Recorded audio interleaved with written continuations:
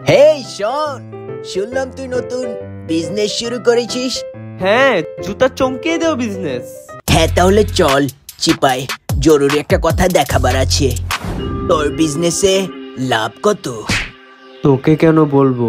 কারণ আমি তোর বিজনেসে টাকা ঢালবো। টাকা ঢালবি? আগে আমার বালতিতে পানি ভর। এই নে যা। হ্যালো ভাই, মুরগি পেয়েছি, সব টাকা হাতিয়ে নেওয়া যাবে।